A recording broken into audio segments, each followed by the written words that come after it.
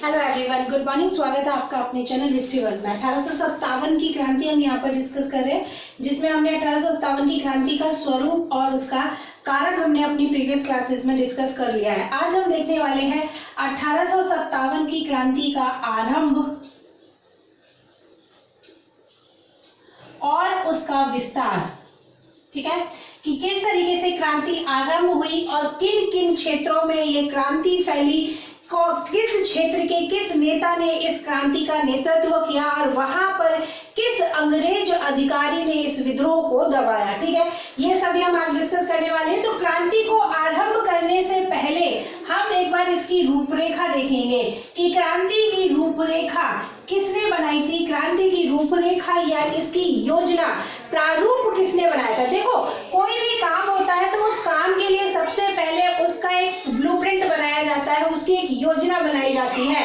तो इस 1857 की क्रांति का भी सबसे पहले एक रूपरेखा बनाई गई। ठीक है, एक योजना तैयार की गई और वो योजना बनाई किसने थी। तो देखो, नाना साहब के सलाहकार थे अजीमुल्ला खां।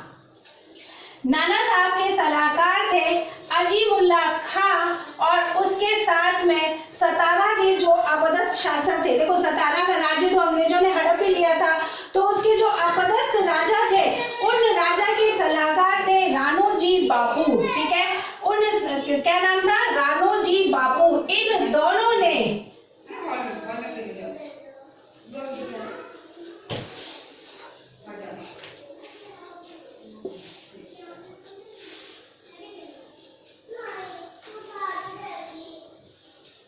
ठीक है, राणोजी बापू, इन दोनों ने इस विद्रोह की रूपरेखा, इस विद्रोह की योजना तैयार की लंदन में ये अपने राजा के इनके जो राज्य नाना साहब की तो पेंशन खत्म कर दी थी, बंद कर दी थी और सतारा राज्य ही हड़प लिया था, तो इसके विरुद्ध अपील करने ये लंदन में गए थे।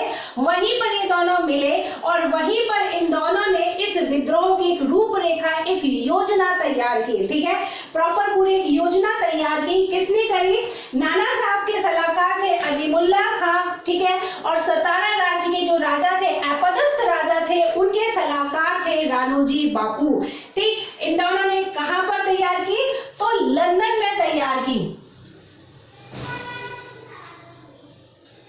ठीक है, रूपरेखा तैयार हो गई। अब देखो, क्रांति का दिन चुना गया। अब रूपरेखा तैयार की, योजना पूरी बनाई है, तो ऑब्वियसली दिन भी चुनेंगे कि किस दिन हमको क्रांति शुरू करनी है।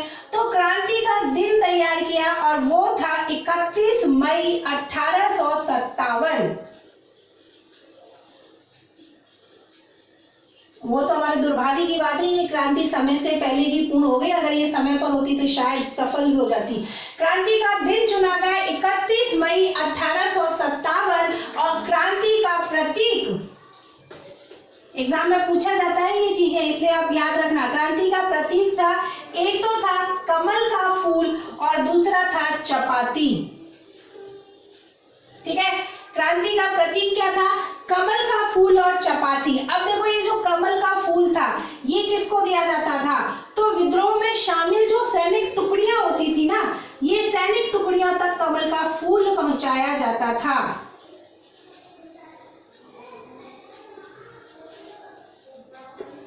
ठीक है, विद्रोह में शामिल होने वाली सैनिक टुकड़ियों तक ये कमल का फूल पहुंचाया जाता था। और ये जो चपाती थी, इस चपाती को, इस रोटी को गांव का चौकीदार एक गांव से दूसरे गांव तक लेके जाता था। ठीक है, चपाती को जो चपाती के माध्यम से संदेश जाता था, एक गांव से दूसरे गांव तक इसको चपाती को पहुंचाया जाता था। गांव का चौकीदार ये काम करता था। ठीक, ये सब हो गया। अब होता है विद्रोह का आरंभ। विद्रोह का आरंभ तो हमने देख ही लिया था, कहां से। तात्कालिक कारण तो हमने कल ही जान लिया था, चर्बी वाले कारतूस।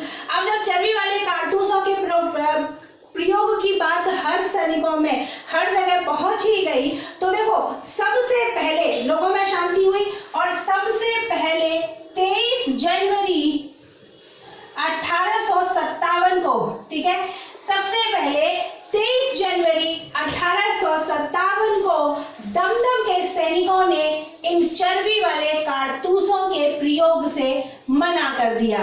ठीक है, सबसे पहले 23 जनवरी 1857 को दमदम के सैनिकों ने इस चर्बी वाले कारतूसों के प्रयोग से मना कर दिया।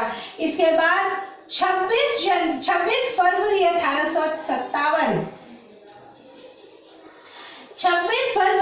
1857 को बहरामपुर जो कि कलकत्ता से लगभग 120 मील की दूरी पर था, बहरामपुर के 19वीं नेटिव इन्फेंट्री के सैनिकों ने, ठीक है, 19वीं नेटिव इन्फेंट्री के सैनिकों ने इस विद्रोह के प्रयोग से मना कर दिया, और इसके बाद में आता है 29 मार्च का दिन। 29 मार्च 1857 को बैरकपुर की छावनी,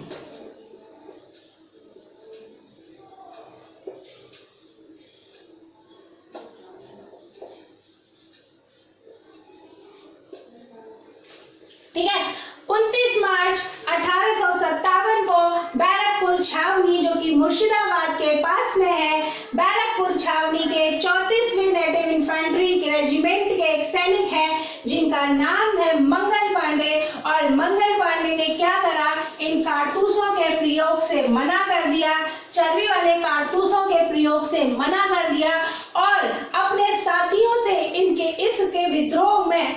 इसके खिलाफ विद्रोह करने का क्या आह्वान किया। ठीक है, मंगल पांडे जी ने कारतूसों के प्रयोग से मना कर दिया और अपने साथियों से इस विद्रोह को, इसके खिलाफ विद्रोह करने के लिए उनका आह्वान किया। इतना ही नहीं आह्वान करते हुए अंग्रेज अधिकारी जिसका नाम था सार्जेंट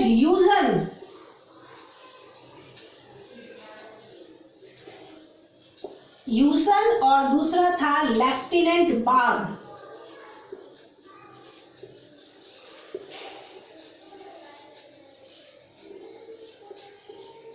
ठीक है, लेफ्टिनेंट बाग, इनको गोली मार दी। मंगल पांडे ने सैनिकों का आह्वान करते हुए अंग्रेज अधिकारी सार्जेंट यूसन और लेफ्टिनेंट बाग को गोली मार दी और इसके बाद में इन्होंने क्रांति की शुरुआत कर दी।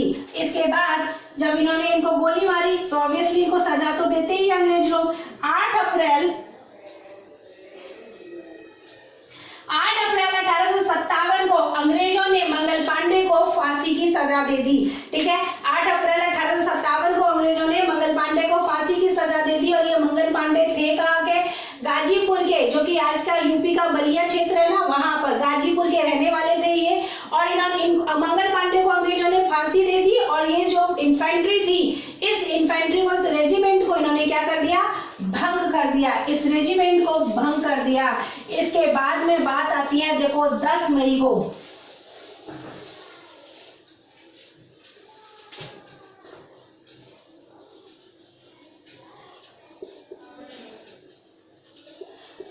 मई 1857 को मेरठ छावनी के सैनिकों ने विद्रोह किया। ठीक है, मेरठ छावनी में जो सैनिक थे उन सैनिकों ने खुला विद्रोह किया और वहां से ये जो है दिल्ली की ओर कूच करना इन्होंने शुरू कर दिया। खुला विद्रोह किया, दिल्ली की ओर कूच करना शुरू कर दिया। हालांकि अंग्रेजों ने इनको रोकने की बहुत कोशिश की, लगभग 2200 सैनिक इनके सामने खड़े कर दिए जिससे इनको दिल्ली जाने से रोक सकें, लेकिन वो यूरोपीय सैनिक भी इन लोगों को दिल्ली पहुंचने से नहीं रोक सके। 11 मई को ये दिल्ली पहुंचे। देखो कई कंफ्यूजन होता है, कुछ लोग बोलते हैं 11 को पहुंचे, कुछ लोग बोलते हैं 12 को पहुंचे। आप देखो ध्यान से सुनना, ये लोग पहुंचे तो 11 को थे। ठीक है, 10 को इन्होंने मेरठ से चलना शुरू किया, पहुंचे तो 11 को थे, लेकिन इन्होंने 12 मई को, जो कंफ्यूजन वाला सवाल होता है ना, वो यही होता है कि 11 या 12, तो ये पहुंचे तो 11 मई को ही थे, लेकिन इन्होंने 12 मई को दिल्ली पर अपना अधिकार कर लिया। तो ये बिल्कुल सही बात है, दिल्ली पर अधिकार कब किया, तो 12 मई को ही किया है। ठीक है, 12 मई को दिल्ली पर अधिकार कर लिया, और उस समय मुगल सम्राट कौन था, बहादुर शाह द्वितीय या बहादुर शाह जफर। मैंने आपको बताया ही था कि जफर नाम से कविताएं किया करते थे, इसीलिए इनको जफर नाम से बहादुर शाह जफर भी जाना जाता था। तो बहादुर शाह जफर जो कि इस समय मुगल सम्राट थे, जिसको कि डलहौजी ने क्या कहा था कि ये यहाँ मुगल किले को छोड़कर, लाल किले को छोड़कर कुतुब मीनार के पास एक झोपड़े में रह जाए, और कैनिंग ने क्या बोला था कि इनके बाद में जो भी इनके पुत्र हो गए उनसे सम्राट की पदवी छीन ली जाएगी और वो सिर्फ राजा कहलाएंगे। तो बहादुर शाह जफर को वापस दिल्ली का या वापस भारत का सम्राट इन लोगों ने, विद्रोहियों ने घोषित कर दिया, अपना राजा बना लिया, अपना सम्राट बना लिया, भारत का सम्राट घोषित कर लिया। अब ये दिल्ली विजय का समाचार जो है ना, वो देश में एक तरफ आग की तरह फैल गया कि दिल्ली पर विद्रोहियों ने अधिकार कर लिया और बहादुर शाह जफर को वापस दिल्ली का सम्राट बना लिया गया। 1857 की क्रांति का देखो, जो बहादुर शाह जफर ने नेता नियुक्त किया था दिल्ली का, वो कौन था? तो देखो उनका नाम था जनरल वक्त खान।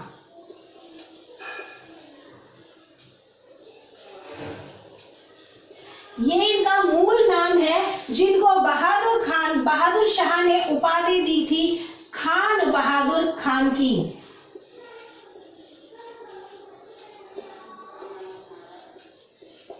ठीक है, ये इनको उपाधि क्या दी थी?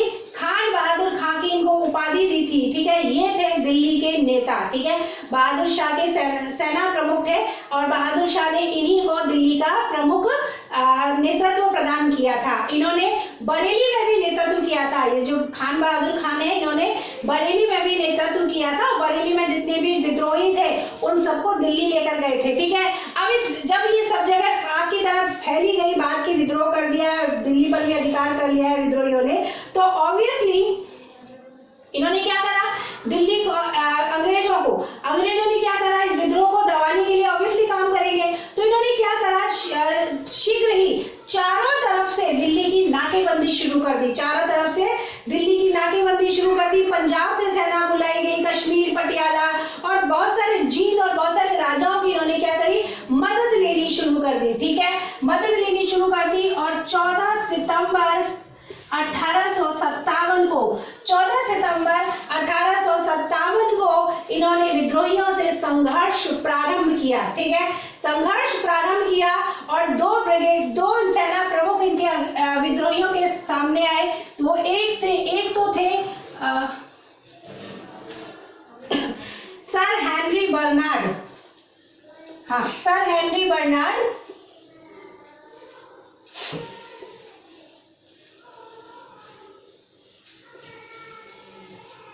ठीक है, सर हेनरी बर्नार्ड और दूसरे जो थे वो थे ब्रिगेडियर विल्सन। इन दोनों ने विद्रोहियों से संघर्ष किया था।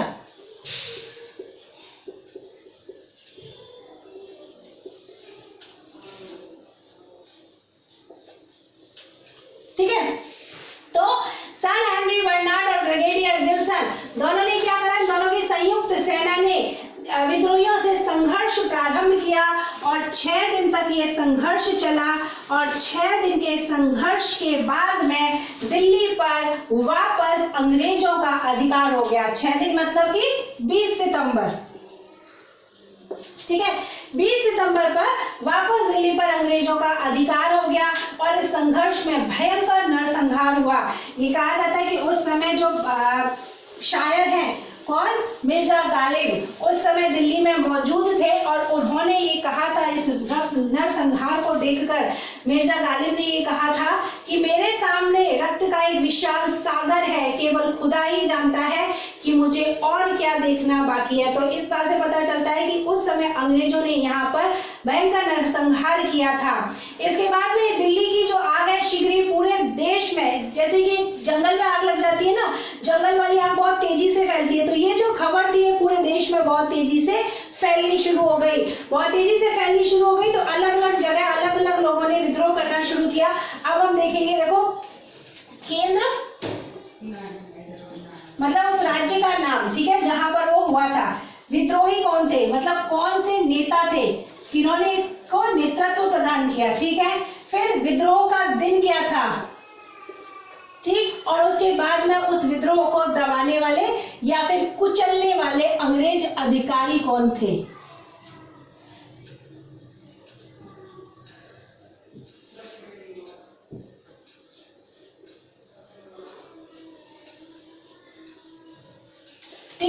ये हम यहाँ पर ऐसे डिस्कस करेंगे। सबसे पहले देखो दिल्ली तो हमने देख ही लिया, दिल्ली के बाद में खबर पहुंचती है लखनऊ।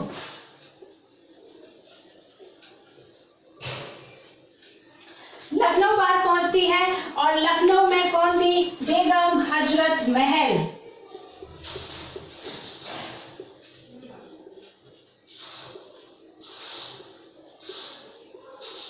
दिन कौन सा था? 4 जून का। बेगम हजरत महल लखनऊ में दिन कौन सा था? 4 जून का था। और इन्होंने क्या करा? अपने अल्पवयस्क पुत्र विरजिस कादिर को नवाब बना दिया और इन्होंने विद्रोह की घोषणा कर दी। ठीक है, विद्रोह की घोषणा कर दी। और इस विद्रोह को दबाने के लिए कौन आए? तो इस विद्रोह को दबाने के लिए आए कॉलिन कैंपबेल।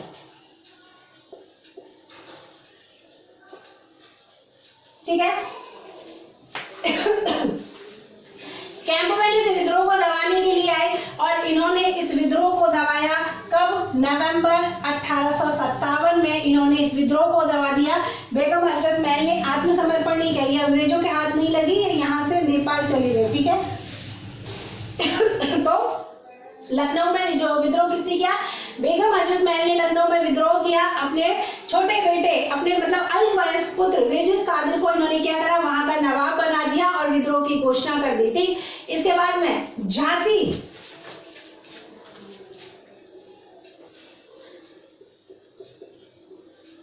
ठीक है, देखो बेगम हजरत महल की एक उपाधि थी, वो आप याद रखना, वो थी महक परी। इनको महकपरी के नाम से भी जाना जाता है। ठीक है, झांसी, और झांसी में कौन थी? गंगाधर राव की विधवा लक्ष्मीबाई।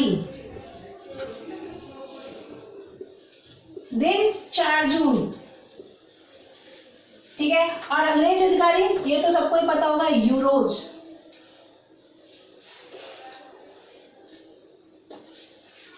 ठीक है,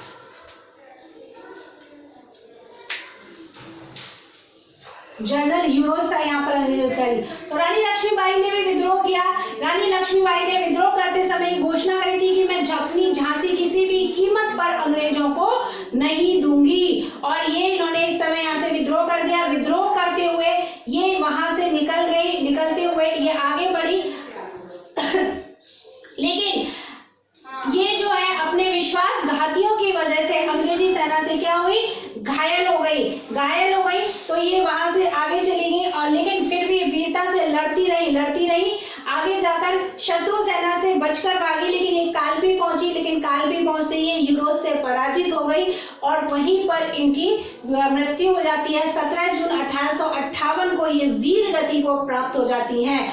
लेकिन झांसी की रानी लक्ष्मीबाई के लिए यूरोज ने ये कहा था कि भारतीय क्रांतिकारी, सभी भारतीय क्रांतिकारियों में यह सोई हुई महिला, यह सोई हुई औरत ही अकेली मर्द है। यह यूरोज ने किसके लिए कहा था? झांसी की रानी लक्ष्मीबाई के लिए, उनकी वीरता के लिए ये बात उन्होंने कही थी। इसके बाद हम देखें कानपुर। तो कानपुर में हमने देखा ही था कौन थे? पेशवा के पुत्र नाना साहेब। और नाना साहेब का मूल नाम क्या है? धोंदू पंत। और नाना साहेब की मदद किसने करी थी? तो नाना साहेब की मदद करी थी तात्या टोपे ने। ठीक है, तात्या टोपे का मूल नाम रामचंद्र पांडुरंग, याद रखना, मूल नाम भी कई बार पूछे जाते हैं। ठीक है, इन्होंने इनकी मदद करी थी। और कब इन्होंने विद्रोह शुरू किया? तो इन्होंने विद्रोह किया था 5 जून को। और यहाँ पर विद्रोह को दबाने वाले अधिकारी कौन थे? कैंपबेल थे। कैंपबेल के साथ में इनकी मदद करी थी हैवलॉक ने। ठीक है, तो ये थे विद्रोह को दबाने वाले अंग्रेज अधिकारी कैंपबेल, और कैंपबेल के साथ में जो है हैवलॉक। ठीक है, नाना साहेब मूल नाम मैंने आपको बता दिया, धोंदू पंत। तात्या टोपे का मूल नाम था रामचंद्र पांडुरंग। ठीक है, ये भी जो है विद्रोह को दबाने के बाद में ये भी अंग्रेजों के हाथ नहीं लगे थे, ये भी भागकर नेपाल चले गए थे। ठीक, इसके बाद में जगदीशपुर। देखो ये मैं आपको आपको क्यों लिखवा रही हूँ, क्योंकि कई बार ये एग्जाम में आपसे पूछा जाता है। मोस्टली एग्जाम में क्वेश्चन किस तरीके से आते हैं, आजकल एग्जाम में यही क्वेश्चन आते हैं कि आपको क्षेत्र का नाम दे देते हैं और उस समय ये बोल देते हैं कि जैसे अभी कानपुर दे दिया कि कानपुर में 1857 की क्रांति का नेतृत्व किसने किया था। तो इसलिए मैं आपको ये एक पर्टिकुलर नाम लिखवा रही हूँ, पूरा एक थ्योरी की तरह वैसे नहीं पढ़ा रही हूँ, इसलिए नाम लिखवा रही हूँ क्योंकि आजकल एग्जाम का पैटर्न बहुत बदल चुका है। आजकल एग्जाम में ऐसे ही पूछा जाता है कि यहाँ पर किस क्रांतिकारी ने नेतृत्व प्रदान किया था 1857 की क्रांति का। ठीक है, तो जगदीशपुर,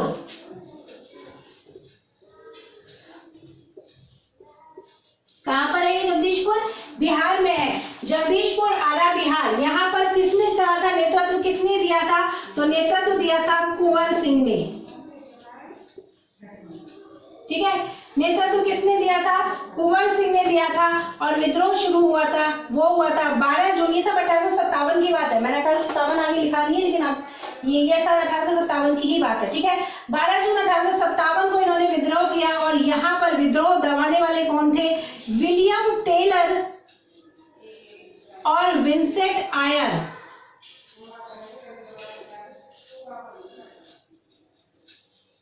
ठीक है, विलियम टेलर और विंसेंट आयर ये थे विद्रोह को दबाने वाले। ठीक है, देखो कुंवर सिंह विद्रोह करते करते विद्रोहियों के अंग्रेजों के साथ लड़ते लड़ते इनकी मृत्यु हो जाती है 26 अप्रैल 1858 को। ठीक है, 26 अप्रैल 1858 को इनकी मृत्यु हो जाती है। तो इनके भाई थे, इनके भाई का नाम था अमर सिंह। जब इनकी मृत्यु हो जाती है कुंवर सिंह की, तो इनके भाई अमर सिंह ने संघर्ष जारी रखा था। लेकिन ये जो अमर सिंह थे ना, वो कुंवर सिंह जैसे कुशल नेता नहीं थे, कुशल नेतृत्व प्रदान करने वाले नहीं थे, उतने ज्यादा कुशल नहीं थे। हालांकि इन्होंने संघर्ष तो किया था, लेकिन ये उतने ज्यादा कुशल नहीं थे, इसलिए ये क्या करे, ये संघर्ष को छोड़कर भाग गए। ठीक है, संघर्ष को छोड़कर भाग गए और ये संघर्ष जो है दिसंबर 1858 में इन विलियम टेलर विंसेंट आयर के द्वारा क्या किया, दबा दिया गया। देखो जैसे मैंने अभी आपको बताया था, ये जो है बेगम हजरत महल, इनको क्या कहा जाता है? महल परी। तो इसी तरह रानी लक्ष्मीबाई का भी याद रखना, महल परी उनको कहा जाता है, टाइटल दिया गया है महल परी का। कैसे याद रखोगे? बेगम हजरत महल है, लेकिन उनको महल परी नहीं कहा जाता, नाम में तो महल है लेकिन क्या बोला जाता है? महल परी। और लक्ष्मीबाई, उनके नाम में महल नहीं है, तो उनको क्या बोला जाता है? महल परी। ठीक है, इस तरीके से आप याद रख लेना। इसके बाद में देखिए फैजाबाद।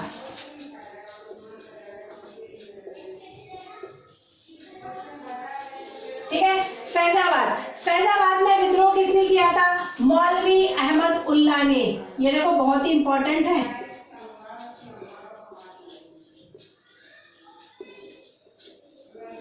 इंपॉर्टेंट क्यों है? देखो इनका नाम मैंने क्यों बताया कि इंपॉर्टेंट है, ये इसलिए इंपॉर्टेंट है कि इन्होंने आधुनिक भारत में इन्होंने जिहाद का नारा दिया था। 1857 की क्रांति के समय इन्होंने जिहाद का नारा दिया था और मौलवी अहमद उल्ला से ही घबराकर अंग्रेजों ने इनके सिर पर 50,000 का इनाम रखा था। ठीक है, इसलिए मैंने इनको इंपॉर्टेंट बोला है कि आधुनिक भारत में जिहाद का नारा देने वाले हैं मौलवी अहमद उल्ला। 1857 की क्रांति में इन्होंने अंग्रेजों के खिलाफ जिहाद का नारा दिया था और इन्हीं के ऊपर अंग्रेजों ने इनसे घबराकर इनके ऊपर 50,000 का इनाम रखा था। ठीक है, 50,000 का इनाम रखा था। इन्होंने भी जून 1857 में यहाँ पर क्रांति करी थी, जून 1857 में इन्होंने क्रांति करी थी और यहाँ पर थे रेनार्ड। ठीक है, किस अधिकारी ने दबाया था? जनरल रेनार्ड ने इसको दबाया था। ठीक है, विद्रोह को कुचला। और कब कुचला था इन्होंने? विद्रोह को कुचल दिया जून में, इन्होंने 1858 की जून में इन्होंने इस विद्रोह को कुचल दिया। इसके बाद हम देखते हैं इलाहाबाद।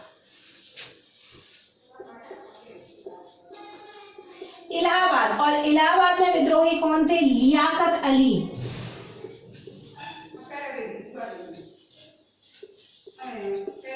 इलाहाबाद में विद्रोही कौन थे? तो इलाहाबाद में विद्रोही थे लियाकत अली और लियाकत अली ने विद्रोह किया था 6 जून 1857 को और विद्रोह को दबाने वाले थे कर्नल नील। ठीक है, ज्यादा डिटेल में नहीं देखेंगे, सिर्फ इतना ही देखेंगे कौन से नेता ने कहां पर विद्रोह किया था और उस विद्रोह को दबाने वाला अंग्रेज अधिकारी कौन था? यहाँ पर यही क्वेश्चन बनता है, तो इतना ही डिटेल में देखेंगे, ठीक है, इससे ज्यादा डिटेल हम नहीं देखेंगे, ठीक। कर्नल नील थे जिन्होंने इस विद्रोह को दबाया था। इसके बाद बरेली हमने देख ही लिया था, बरेली हमने दिल्ली के समय मैंने आपको बता दिया था।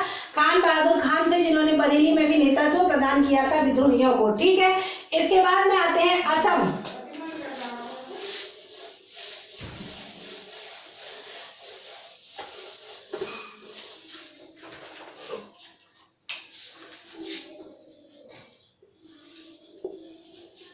देखो असम में विद्रोह कौन करा था? देखो असम के अंतिम राजा थे राजा पुरंदर सिंह, ठीक है। तो पुरंदर सिंह ने नहीं करा था, राजा ने नहीं करा था, उनके दीवान थे, और उनके दीवान कौन थे? मनीराम दत्त,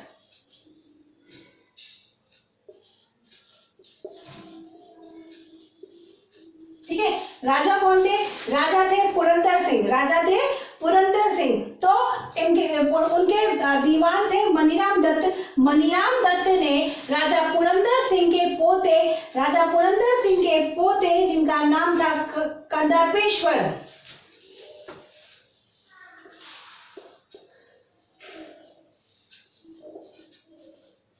यस, कंदर्पेश्वर को इन्होंने क्या किया? वहां का राजा घोषित कर दिया और विद्रोह कर दिया, ठीक है। मनीराम दत्त जी ने विद्रोह किया था, कहां पर किया? असम में किया। इसके बाद में महाराष्ट्र में हम देखते हैं,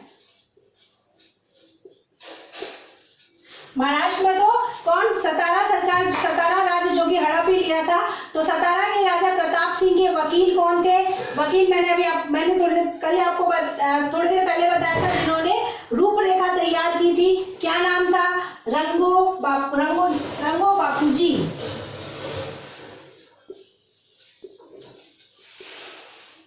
ठीक है। इन्होंने महाराष्ट्र में विद्रोह किया,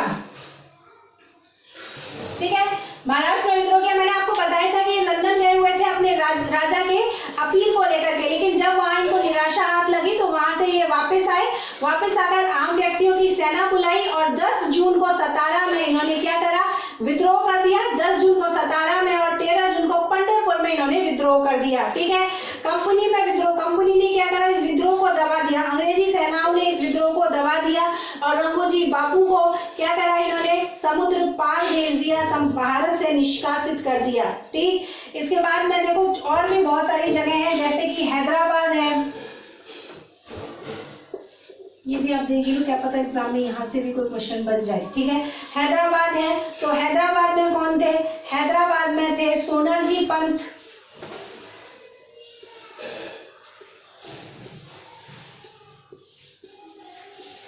और रंगराव पांगे,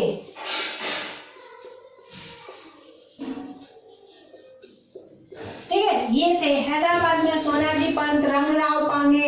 इसके बाद में देखा जाए तो मद्रास में देखो, लिखते हैं पहले,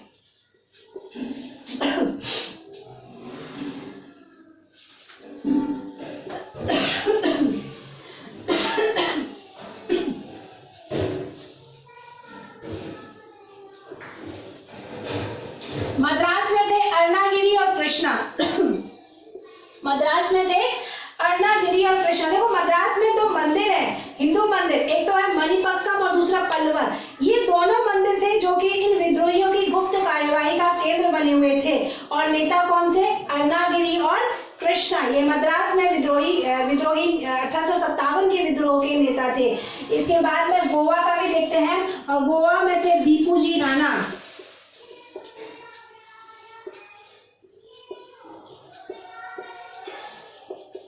ठीक है, दीपूजी राणा। तो इस तरह आप देखते हैं कि 1857 का जो विद्रोह है वो लगभग पूरे अपने भारत देश में फैला हुआ था, लेकिन अभी भी बहुत से राज्य ऐसे थे जिन्होंने इसमें भाग नहीं लिया। जैसे हम देखें तो पंजाब के अधिकार में, जैसे पंजाब के अधिकतर भूपति, बंगाल है, मद्रास है, राजपूताना क्षेत्र है, कश्मीर के महाराजा हो गए, हैदराबाद के निजाम है, जींद के शासक हैं। इन्होंने क्या करा? इन्होंने अंग्रेजों का साथ दिया, इन्होंने विद्रोहियों का साथ नहीं दिया, इन्होंने अंग्रेजों का साथ दिया। इंदौर के होलकर है, ग्वालियर के सिंधिया हैं, जींद के सिख शासक हैं, इन्होंने सभी ने अंग्रेजों का साथ दिया, इन्होंने भारतीयों का साथ नहीं दिया, और इन्होंने अंग्रेजों का साथ देने के साथ में जो विद्रोह फैला हुआ था उस विद्रोह को, जैसे कोई तूफान आता है और तूफान पे रोकने के लिए बांध, जैसे बाढ़ आती है उसको रोकने के लिए बांध बनाया जाता है ना, तो इन शासकों ने अंग्रेजी सेना को गिरने से रोकने के लिए एक बांध का सहारा, एक डैम का काम करा था। ठीक है, अगर ये लोग अंग्रेजी सेना का साथ ना देकर अगर विद्रोहियों का साथ देते, अपनी भारतवासियों का साथ देते, तो आज भारत का इतिहास कुछ और ही होता है। आगे देखते हैं। तो ये हमने देखा है भारत 1857, भारत में जो 1857 की क्रांति हुई थी वो कैसे आरंभ हुई, कैसे उसकी रूपरेखा थी और कैसे उसका विस्तार था। कल हम डिस्कस करने वाले हैं क्या ये 1857 की क्रांति असफल हुई तो किन कारणों से असफल हुई है, और 1857 की क्रांति के भारत में क्या इम्पैक्ट पड़े, क्या सुधार हुए, क्या कंपनी के शासन में बदलाव हुए, वो सब हम डिस्कस करने वाले हैं कल की क्लास में। अगर आज का वीडियो आपको पसंद आया तो वीडियो को लाइक कीजिए, दोस्तों के साथ में शेयर कीजिए, चैनल को सब्सक्राइब कीजिए। मिलते हैं कल, तब तक थैंक यू सो मच।